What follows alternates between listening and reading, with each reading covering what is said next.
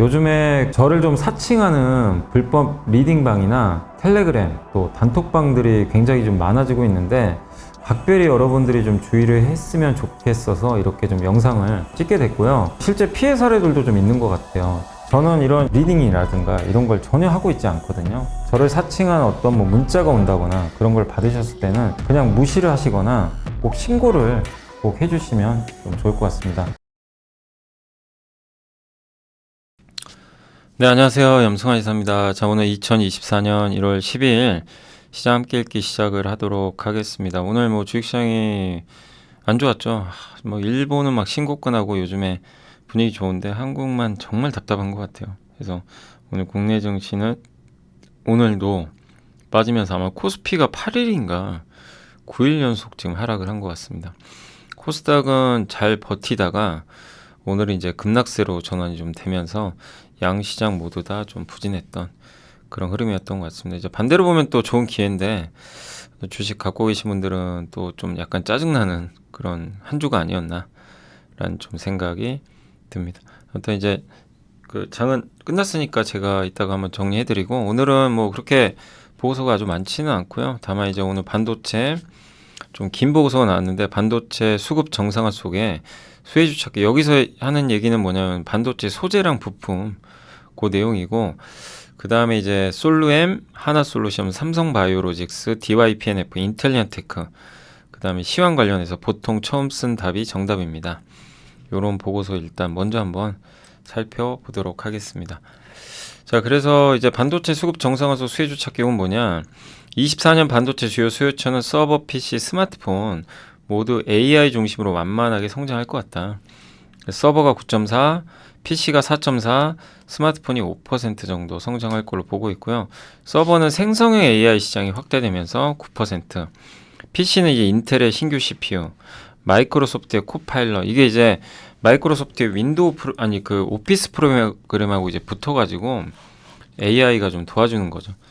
그 다음에 내년에 윈도우 10이 서비스가 종료되면서 아마 AI PC 수요는 늘 것으로 보고 있고 스마트폰은 온디바이스 AI 이제 다음 주에 드디어 삼성의 갤럭시 폰이 공개가 되고 중국은 화웨이가 다시 재진입하면서 일단 출하량 확대될 것 같다. 이런 내용이고요. 미국은 이제 올해 금리 인하 시작을 했죠. 그래서 내년 정책금리 3.5 정도. 금리 인하도 일단 당연히 호재라고 봐야 되겠죠. 다만 3분기부터 좀 인하를 할 걸로 전망은 하고 있는 것 같습니다. 마이크로소프트는 챗 GPT 활용한 이제 B2C 구독 서비스랑 저도 이미 쓰고 있고 그 다음에 B2B 방식의 API 수익화, 그러니까 이제 기업들한테 제공하는 거죠. 그리고 클라우드 서비스, 애저라는 마이크로소프트의 클라우드가 있고 이거랑 챗 GPT랑 결합을 해서 점유율을 좀 확대하는 그런 전략인 것 같고요. 또 챗 GPT와 자연어 처리 기술을 윈도우나 오피스 프로그램이나 이런데 적용을 하는 전략이고 구글은 검색 엔진이 있죠. 데이터가 많고 그리고 자체 언어 모델도 갖고 있습니다. 제미나이. 또 슈퍼컴퓨터 구축도 돼 있고 그래서 마이크로소프트를 위협할 기업 중에 하나죠.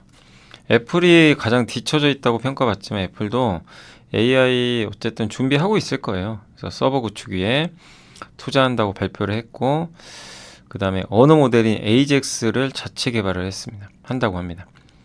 그리고 올해 6월에 AI 기능이 탑재된 시리 2.0을 아마 공개할 것 같고요. 삼성과 이제 대결을 하게 되겠죠. 챗 GPT는 거대한 언어 모델들 중에 하나고 거대 언어 모델 역시 인공지능을 활용하는 수많은 영역이 있어요. 로봇도 있고 자율주행 있고 신약 개발, UAM, 그러니까 도시명 항공 모빌리티 이런 거 중에 하나가 저 챗 GPT다. 봐주시면 좋겠고, 죄송합니다. 제가 갑자기 목이 메서.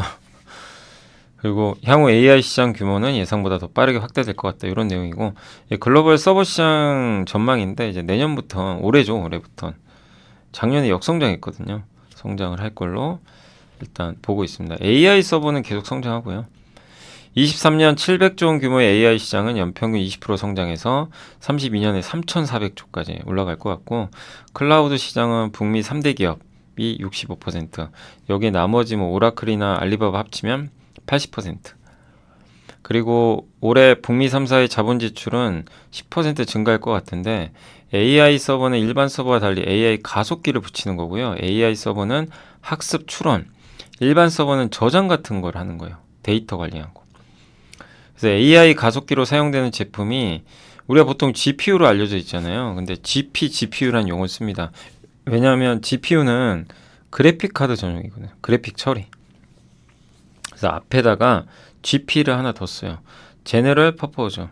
그러니까 일반적으로 사용하는 목적의 GPU다. 그러니까 저게 뭐죠? 생성형 AI 같은 데 들어가는 GPU죠. 그래서 엔비디아와 AMD가 8대2로 좀 독과점을 하고 있고요. 엔비디아 H200이 올해 2분기에 출시가 될 예정이고 HBM3E를 탑재를 할 예정이라고 합니다. 그리고 AI 서버는 일반 서버보다 50배에서 60배 정도 더 비싸다고 보시면 되겠고 대당 최대 6.5억 원 정도 된다고 하니까 굉장히 비싼 거죠. 서버 하나에. 예. H100 제품 저 GPU는 4천만 원. 예, 반도체가 너무 비싸죠. 그리고 AI 서버는 작년에 120만 대, 38% 성장, 올해는 160만 대, 33%. 그래서 올해도 성장을 하고요. 전체 시장 내에서 차지하는 비중은 11.7% 정도 예상을 하고 있고 내후년에는 연간 출하량이 240만 대까지 확대될 것 같습니다. 근데 AI 서버가 이게 확대되니까 기존의 일반 서버를 잡아먹는 거 아니냐, 안 좋은 거 아니냐 이렇게 볼 수도 있지만 생성의 AI 학습 추론 과정에서 데이터가 많이 필요해요. 같이 가는 거죠. 그러니까 일반 서버에 있는 데이터를 이용해서 AI 서버가 그걸 활용을 해서 공부하고 학습하는 거죠. 예. 그래서 AI 서비스 성능을 좌우하는 거는 데이터예요. 데이터가 결국 석유 같은 거죠. 일반 서버도 그래서 중요하다라고 보시면 되겠습니다. 이건 북미 클라우드 3사가 투자 확대하는 겁니다. 반도체한테는 좋은 거죠. PC는 이제 4% 정도 성장할 것 같고요. 그러니까 서버는 AI 서버가 성장하고 일반 서버도 살아난다. PC도 회복된다. 팬데믹 이전에 2.7억 대였는데 아마 2.62억 대까지는 회복이 될 것 같고 AI PC 교체 수요가 좀 높아질 것 같아요. 인텔은 이미 이제 여기에 특화된 CPU 메테오 레이크를 출시를 했고요. 예. 그래서 PC에서 AI 기능을 활성화하는 게 목표인 그 PC를 1억 대 이상 출시하는 걸 목표로 하고 있는 것 같습니다. AMD도 노트북용 그 온 디바이스 AI 처리 성능을 향상한 걸 발표를 했고요. 그 다음에 이제 스마트폰 같은 경우 중국 시장 살아나고 이러면서 한 5% 정도 성장을 할 걸로 일단 전망을 하고 있습니다. 삼성전자가 3%, 애플이 1%, OVX죠. DVX가 아니라. 중국의 오포, 비포, 샤오미. 여기 성장은 별로 없어요. 근데 화웨이가 무려 104%. 그러니까 이거를 딱 보면서 여기에는 안 나온 내용인데 제가 적어 놓은 거죠. 화웨이가 저렇게 성장을 한다고 올해? 그럼 여러분이라면 밸류체인이라면 어디에 투자하셔야 돼요? 화웨이 밸류체인에 투자하는 게 맞죠? 저게 맞으면. 그러면 화웨이 관련주가 JNTC라고 아시죠? 예. 요새 이것도 주가 많이 빠졌더라고요. 근데 이제 이런 게 떠오르면 좋은 거죠. 내가 공부를 했는데 화웨이 하면 뭐 JNTC다. 뭐 삼성전자 하면 어디다. 이런 게 떠오르면 좋은데 지금 성장률로만 보면 화웨이가 제일 높아요. 예. 그러면 이제 JNTC가 딱 떠올라야 되는 거죠. 그러면 진짜 공부 많이 하신 거죠. 화웨이가 이제 출하량이 한 7천만 대 정도 예상을 하고 있고요. 작년에 메이트 60이 흥행했고 올해는 더 좋은 성능의 메이트 70이 나온다고 하고요. 그 다음에 앞으로 안드로이드 스마트폰에 온 디바이스가 AI가 많이 장착이 돼서 성능이 더 좋아질 것 같긴 한데 이 메모리 탑재량이 2배 이상은 더 증가해야 된다라는 내용입니다. 그래서 AI 스마트폰 시장이 본격화되면 심택이 수혜를 받을 것 같다. 이런 내용이고 모바일용 기판 매출 비중 25. 이건 우리가 이제 함께 배우기 시간에 한번 공부했던 거죠. 심택은. 그 다음에 AI 서버 시장 아까 잠깐 말씀드리고 싶은 게 AI 서버 시장이 확대가 되면 일반 서버 죽는 거 아니냐. 근데 그게 아니라는 거죠. 같이 가죠. 밑에 일반 서버도 덩달아 성장한다 라고 보시면 되겠습니다. 그리고 이제 반도체 업황을 얘기해드리면 공급사들의 강도 높은 감산과 자본 지출이 축소되면서 재고는 여전히 많지만 재고는 계속 줄고 있고요. 그래서 올해도 공급자가 좀 우위이지 않을까. 그리고 D램은 1분기부터 좋아지고 낸드는 2분기 순으로 가동률이 살아난다. 이렇게 보고 있고요. 특히 올해는 하반기가 더 좋을 것 같고, 그래서 소재 부품사들의 실적은 하반기에 더 좋아진다. 요 내용이고, 그 다음에 설비 투자는 한정돼 있어요. 그래서 HBM하고 선단 공정, 첨단 공정이죠. 미세 공정 같은 거. 이쪽에만 집중될 것 같다. 그리고 삼성전자가 49조 원 설비 투자를 할 텐데, 이 중에 HBM 생산 능력을 늘리는데 상당 부분을 지출할 거라고 합니다. 그럼 HBM 관련주들 좋겠죠. 장비 쪽에서. 그리고 메모리 사이클이 왜 생길까요, 자꾸? 예, 수요 예측이 너무 어려워요. 뭐 갑자기 고객 수요가 변화하고, 근데 반도체는 만드는 시간이 너무 오래 걸리거든요. 예. 근데 이게 이제 D램과 낸드 가동률인데 지금 이제 좀 올라오죠. 이렇게 올라오는데 수요에 따라 또 언제든지 바뀔 수는 있어요. 근데 아이폰 옛날에 등장했을 때 금융위기 터질 때 미중 무역 분쟁, 코로나19 예측이 안 되죠. 그래서 IT 수요는 뭔가 이벤트가 발생하면 수요가 급등하기도 하고 급락하기도 하는데, 근데 공급사가 삼성이나 하이닉스가 이런 걸 미리 알고 대응할 수가 없어요. 그래서 생산량 확대하기 위해서, 그럼 앞으로 구조적으로 좋아지니까 투자를 해요. 그리고 짓는데 2, 3년 걸린단 말이에요. 그리고 또 그걸 짓고 나서 웨이퍼 투입해서 생산하는데 고객한테 가는데 4, 5개월. 그러니까 정말 어려운 거예요. 반도체가 그만큼 힘든 거고, 근데 결국 이런 수요와 공급의 시차가 발생하죠. 그 사이클이 형성되는 거예요. 근데 이번 반도체 공급사들의 투자 축소 원인은 옛날 전통 제품들이 재고가 너무 높아서죠. 그래서 이제 감산을 한 거죠. 근데 아마 2분기경에 적정 재고까지는 근접을 할 걸로 보고 있고, 메모리 공급 단가는 전년 대비해서 D램이 6% 정도, 그 다음에 낸드가 한 29% 정도 상승할 걸로 좀 보여지고, 저게 아마 46% 거예요, 아마. 예, 제가 좀 잘못 적은 것 같고요. 예, 한번 확인은 좀 해주세요. 제가 이건 아마 잘못 적은 것 같습니다. 그 SK하이닉스가 24년 1분기 AI 가속기 대형 고객사 HBM3 제품 첫 공급을 한다고 하고요. 25년에 HBM4, 예, 그리고 서버용 D램 중심으로 실적 개선세가 더욱 가파를 것 같다. 확실히 작년에도 하이닉스가 좋았지만 올해도 좋은 모멘텀을 갖고 있습니다. 메모리 시장은 상저하고의 실적 전망을 하고 있고, 웨이퍼 투입량 하반기가 그러니까 내년이 더 좋은 것 같아요. 그래서 하반기로 갈수록 좋은 실적을 기대해보자 라는 내용입니다. 예. 그리고 첨단 공정으로 전환하고 있고, 패키징, HBM.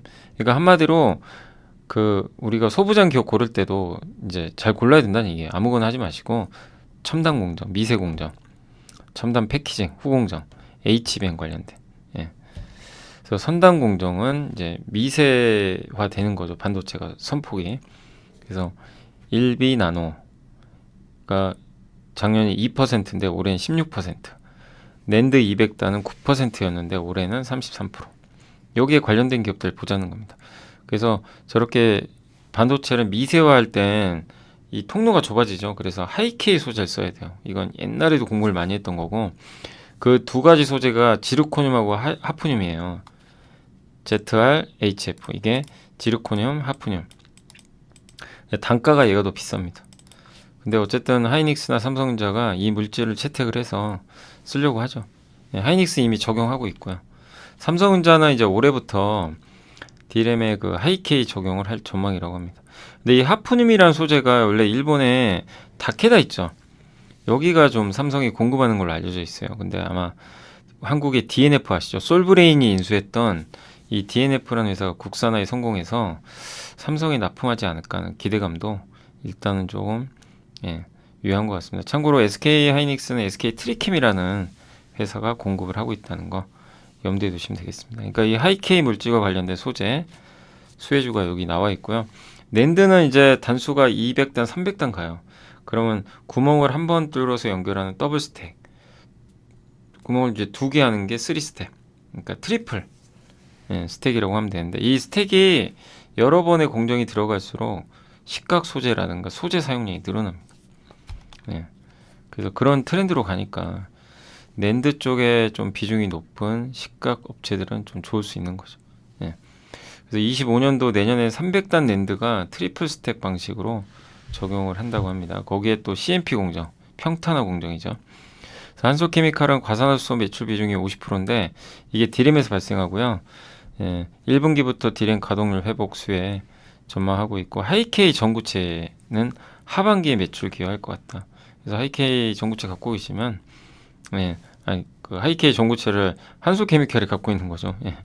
그러니까 하이케이 전구체를 한솔케미칼이 계속해서 이렇게 사업을 키우고 그 다음에 수율이 양호하게 나오면서 고객사에 공급을 한다면 하반기부터 매출 기여하지 않겠냐 이렇게 보고 있고 솔브레인은 식각 소재예요. 이게 낸드에 다 들어가요. 낸드가 이렇게 단수가 높아지면 그 횟수가 많이 필요합니다. 그래서 당연히 솔브레인도 수혜가 예상되고 HBM용에 들어가는 CMP 슬러리 있죠. 연마 패드에다 바르는 확 그리고 거기에다가 웨이퍼를 돌려서 이제 하는 거죠. 그런 것들에 대한 제품 믹스, 그러니까 제품 단가가 개선되고 있다라고 보시면 좋겠습니다. 인텔은 칩넷 여러 제품들을 이제 하나의 기판에다가 다 하는 건데 그걸 적용한 이제 메테오 레이크 신규 CPU를 출시했거든요. 또 여기에 NPU가 탑재가 돼요. 전작 대비 34% 그래픽이 50%나 성능이 일단은 좀 향상이 됐다고 합니다. 근데 칩넷 구조 단점은 전성비가 좀 약간 하락하는 부분인데 이거를 3D 패키징 기술로 좀 약간 해결을 했다고 합니다. 뭐냐면 CPU를 기존의 하나의 칩으로 생산하는 게 아니라 CPU 있죠. 그게 아니라 각각의 기능들을 타일 형태로 만들어 가지고 이 TSV는 구멍 뚫는 거예요. 밑에서 수직으로. 그거를 단수를 쌓아 가지고 층층이 만드는 거예요. 근데 이거는 이제 이렇게 만들었을 때 TSMC보다 오히려 더 빠르게 수율을 올릴 수 있었다고 합니다. 그래서 올해 TSMC의 2.5D 패키징 생산 능력은 전년 대비해서 무려 92%나 확대될 것 같고 2.5D 패키징은 엔비디아의 AI 가속기를 만드는 데 필요하거든요.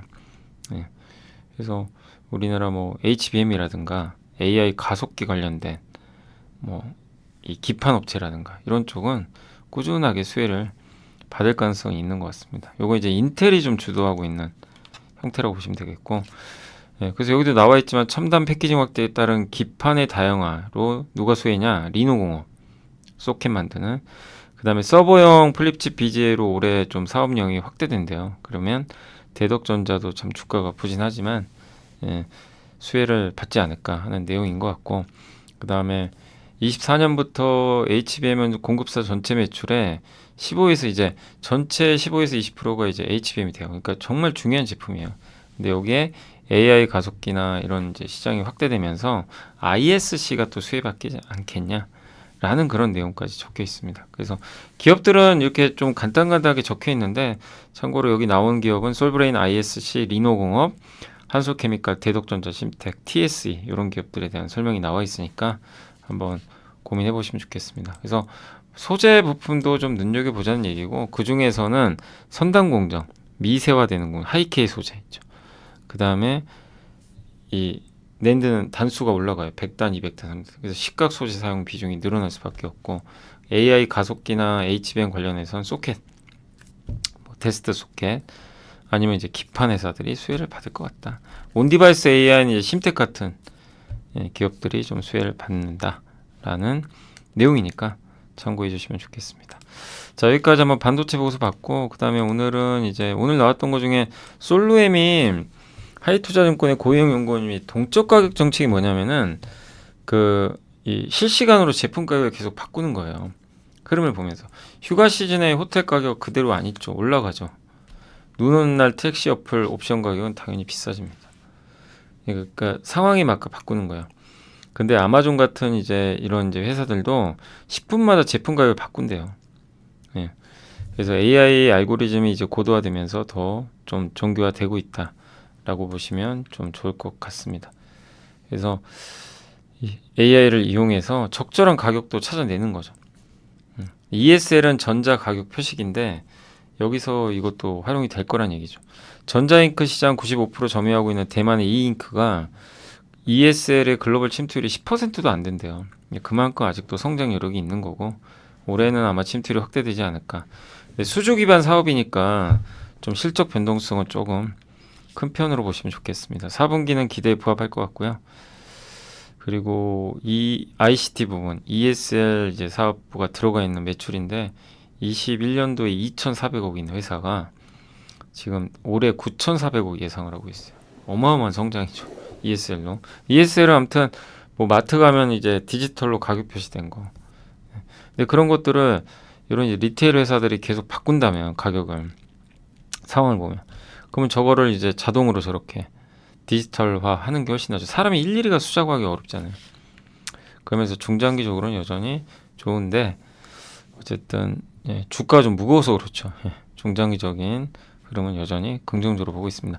하나솔루션은 목표 주가 올렸고요. 오늘 일단 실적은 4분기하고 1분기까지 너무 큰 기대는 하지 마세요. 근데 실적이 중요하진 않아요, 지금. 예, 일단 화학사업 부분이 좀 안 좋아서 그런 거고 일회성 비용이 좀 일부 있습니다. 근데 신재생 에너지는 이렇게 돈을 많이 벌었어요. 424%.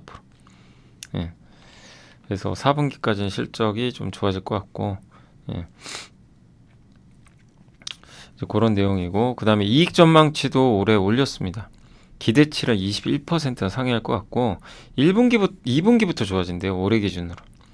네, 그걸 염두에 두시면 되겠습니다. 그리고 올해 6월부터 동남아시아에서 만들어진 태양광 셀이나 모듈은 관세부가 시작됩니다.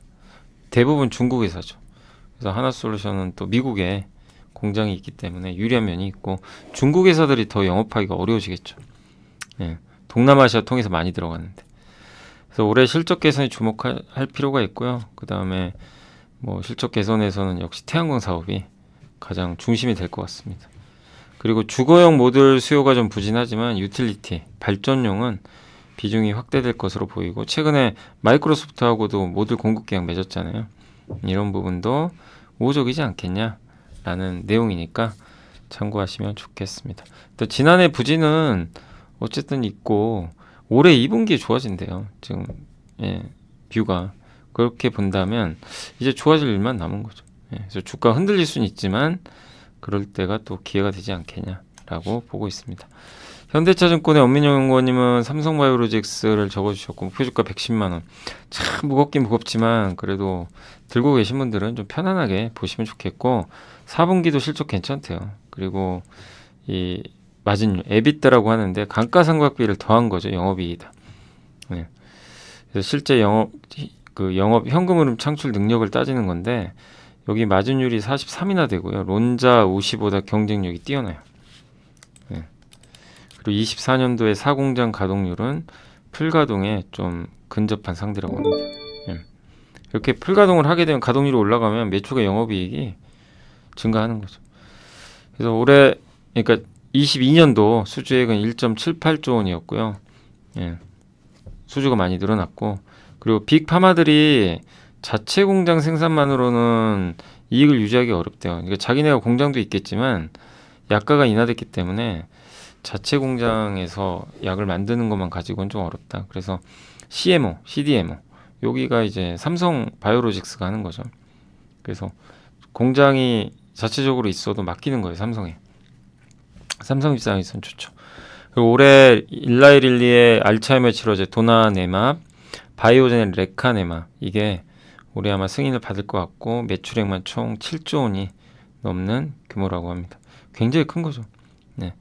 그리고 존림 대표 삼성 라이프 사이언스 펀드 2호 통해서 이루어질 협력 관계가 기존의 CDMO나 바이오시밀러보다 더 뛰어넘어서 신약 개발사 인수하는 것까지 확장을 언급했다고 합니다. 그러니까 보통 이 회사는 신약보다는 저런 바이오시밀러나 아니면은 이제 주문 받은 거 위주로 그냥 만들어주는 위탁 생산하고 있는데 신약 개발사 인수까지도 고민을 하고 있는 것 같습니다.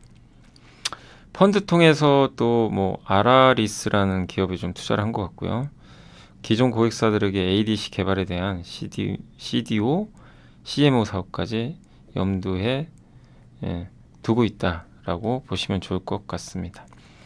사공장 가동률이 관건이 될 것 같고요. 실적도 괜찮고 바이오 신약 시장 성장에 따른 과실도 받을 것 같고 반도체 TSMC가 있으면 바이오는 삼성바이오죠 당연히.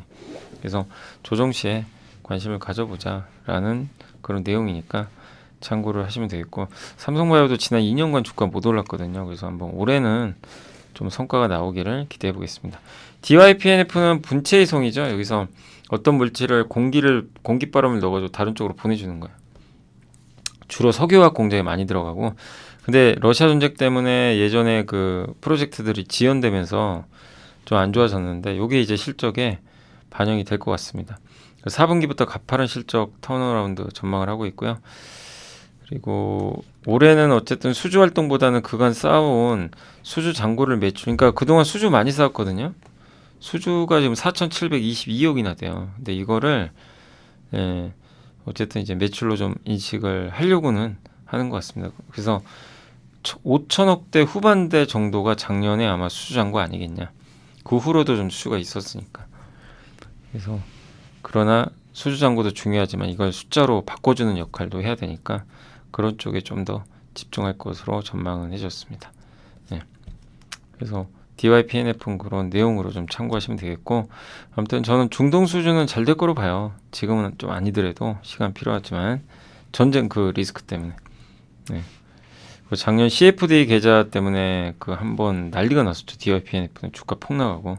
근데 그건 이제 해소가 좀 어느 정도 된 것 같고, 중동 수주도 구조적으로 좀 증가하지 않을까라고 보고 있어서 일단 좀 그 DYPNF도 올해 한번 눈여겨볼 만한 기업으로 보시면 좋겠습니다.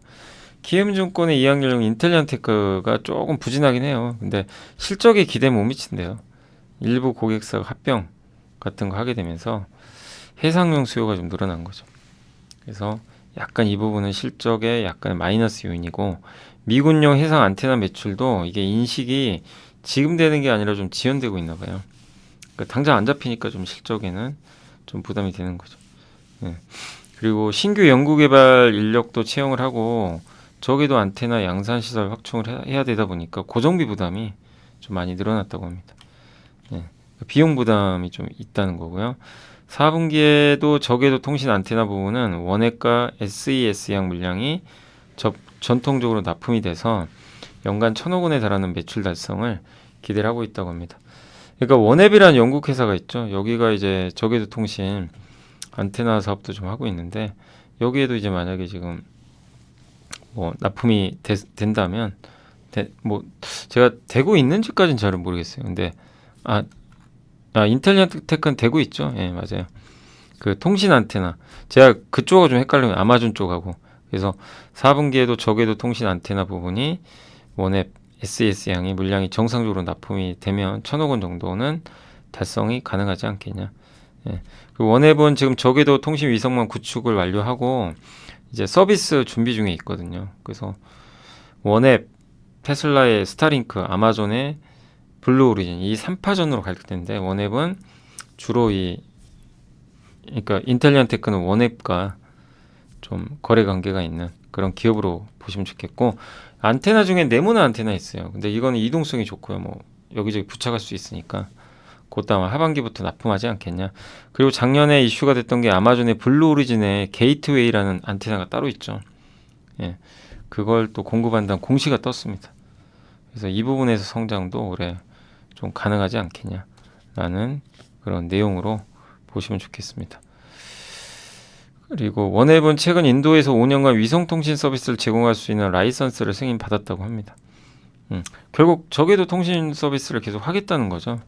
이런 부분은 일단 인텔리안 주가에는 좋고, 또 한국의 우주항공청 특별법도 설립됐고, 그래서 우주항공 밸류체인으로서도 주목을 해볼 만한 그런 기업인데, 다만 4분기가 좀 안 좋기 때문에 조금 지금 주가가 좀 부진할 수는 있다.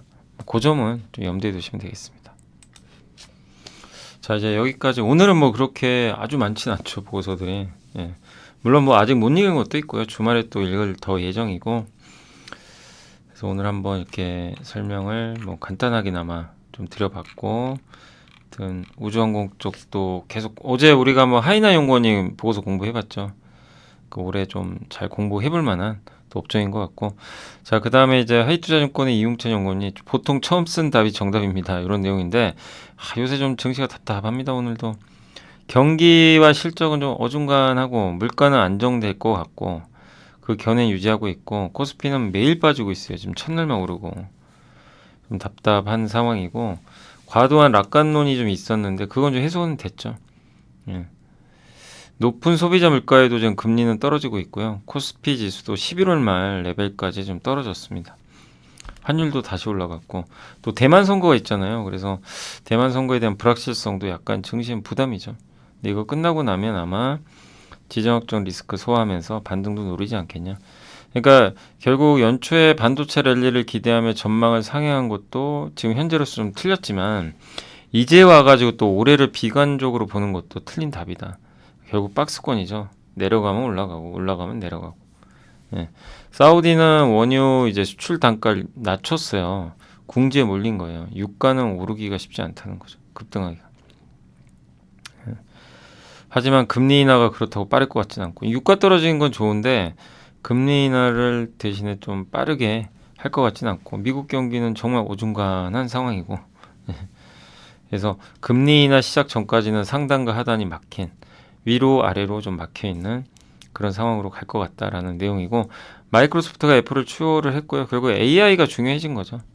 그래서 AI 확장의 수혜가 기대되는 소프트웨어나 인터넷 부분이 좀 낫지 않겠냐. 지금 현재는 주도 업종은 뚜렷하진 않는 것 같다. 그래서 낙관론에 흥분해서 뭐 쫓아가지 마시고 저도 항상 드리는 말씀이죠. 밑에서 조용히 사는 사람이 승자 아니냐. 예, 그렇게 보고 있습니다. 그래서 지금은 뭐 코스피 지수도 많이 좀 떨어져 있기 때문에 반등을 한번 고민해 볼 레벨이지 이렇게 내려간 자리에서 이제 와서 또 비관적으로 더 내려가면 어떡하지 이걸 고민할 건 아니라는 거죠. 그리고 또 2500 이제 20이죠. 네. 2517포인트 거예요. 그게 이제 PBR 0.9배니까 다 왔어요. 오늘 사실상 거의 왔었고 그래서 PBR 기준으로도 좋은 구간까지는 내려왔다 라고 봐주시면 좋을 것 같습니다. 그래서 참 시장이 뭐가 없어요 지금.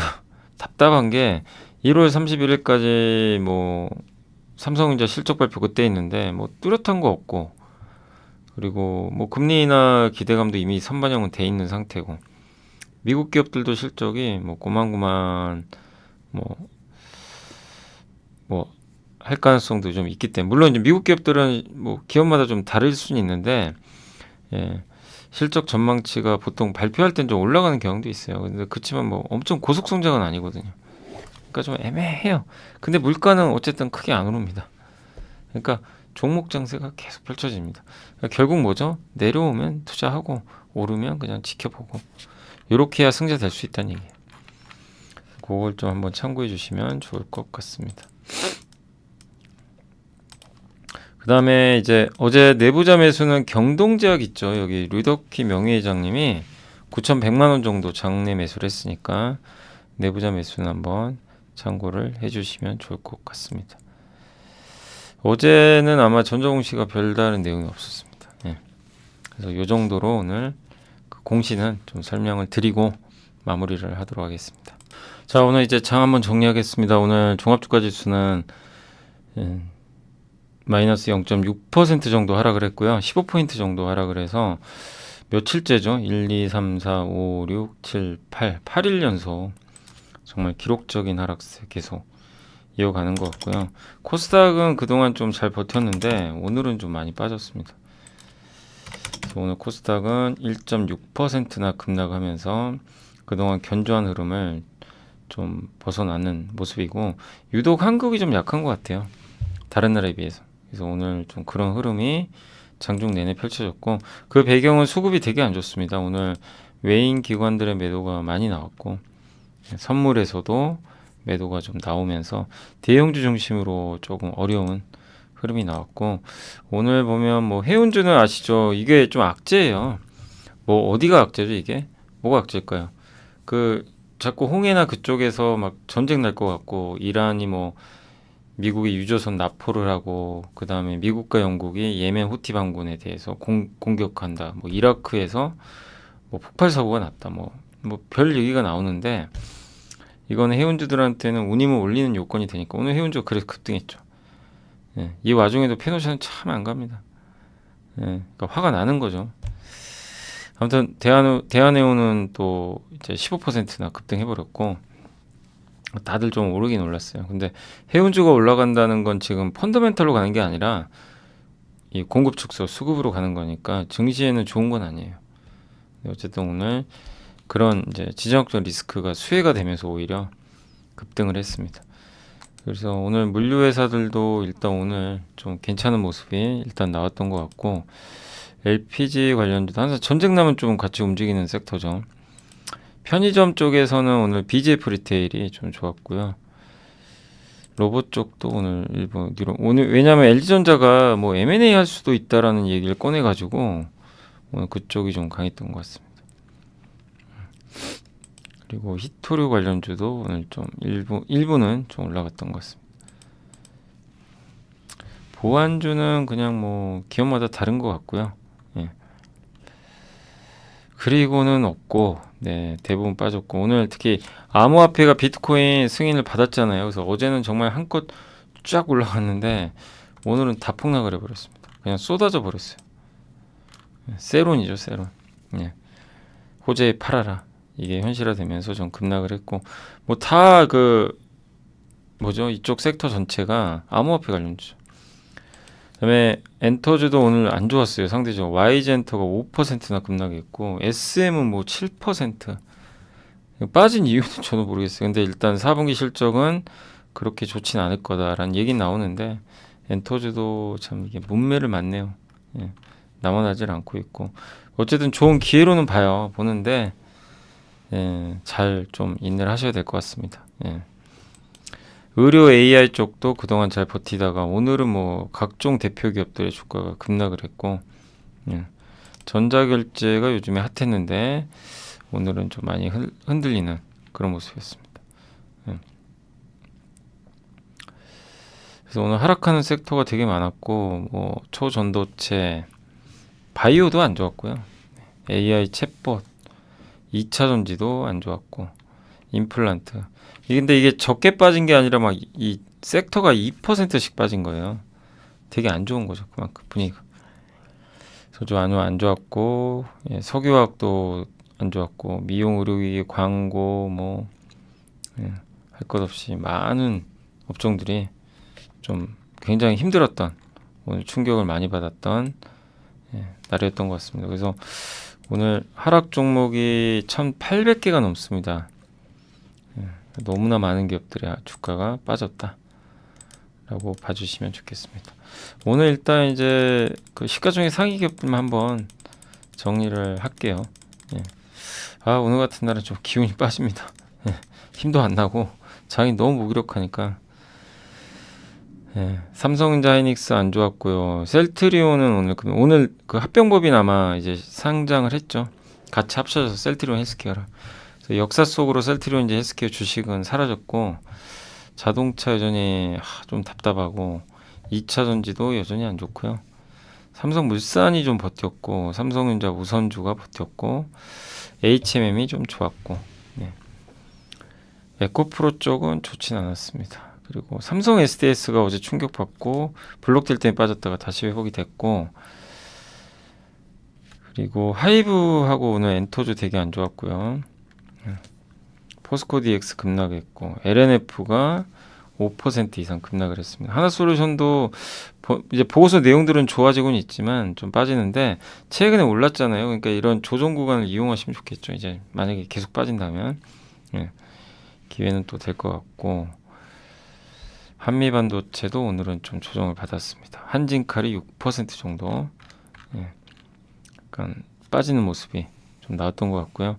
LS 머티리얼즈는 혼자 오늘 12%나 주가가 급등했고, CJ는 마이너스 5% 급락하는 그런 모습입니다. 펄어비스 농심도 안 좋았고요.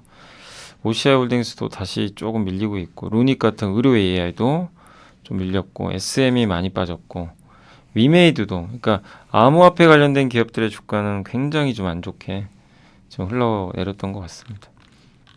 그러니까 뭐 이게 없어요. 그리고 주성도 오늘 좀 빠져버렸고, 사마알미늄은 이제 예전에 그 기사가 있었는데 그 해명 공시가 나온 것 같더라고요. 뭐 도요대랑 뭘 하는 것 같은데 사실 무근이다. 라고 회사에서 직접 얘기를 해버렸습니다. 그래서 오늘 좀 주가가 급락을 했다라고 보시면 일단 좋을 것 같습니다.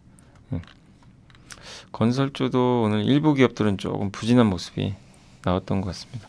한마디로 이렇게 급등하고 견조한 기업을 찾기는 너무나 힘들고, 거의 다 그냥 물량이 오늘 좀 쏟아지면서 굉장히 좀 답답하고 좀 부진하게 시장이 좀 마무리가 됐다라고 보시면 좋겠습니다.